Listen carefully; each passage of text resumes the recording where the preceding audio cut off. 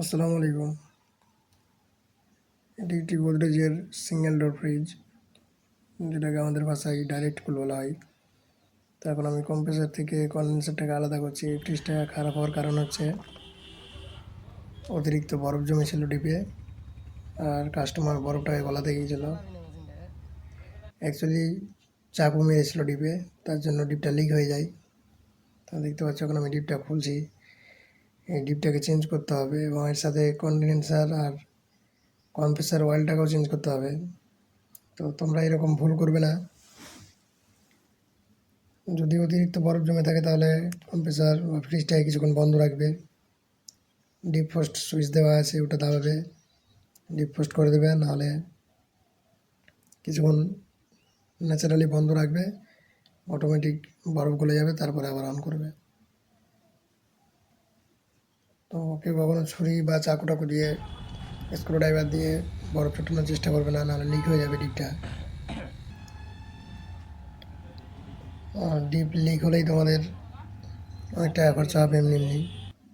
যদি সমস্যা মনে হয় যে বেশি বরফ জমছে বা খুব তাড়াতাড়ি বরফ জমছে ফ্রিজে, তাহলে অবশ্যই কোনো টেকনিশিয়ানের পরামর্শ নেবেন।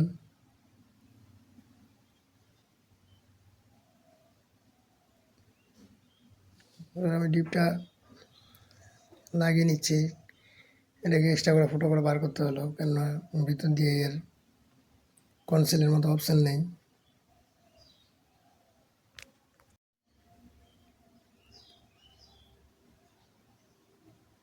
নাটগুলো টাইট দিয়ে দিলাম ডিপের। যে থার্মোস্টেট সুইচটা থাকে ওটাতে একটা সেন্সার লাগানো থাকে।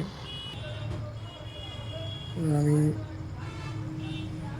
যে ডায়ারটা থাকে ফ্রিজে সেটি ব্লেজিং করে নিলাম সুন্দর করে।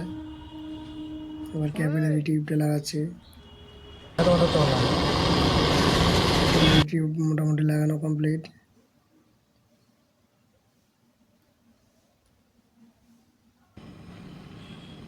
আর চার্জিং ভাল্ব লাগাচ্ছি, যেটাকে আমরা ভ্যাকুমে বসিয়ে দিয়েছি। ভ্যাকুম হয়ে গেলেই আমরা গ্যাস চার্জ করবো। তোমাদের গ্যাস চার্জটা দেখানো হয়নি, কেননা আমার ক্যামেরা বন্ধ হয়ে গেছিলো, চার্জ ছিল না, তাই। ধন্যবাদ।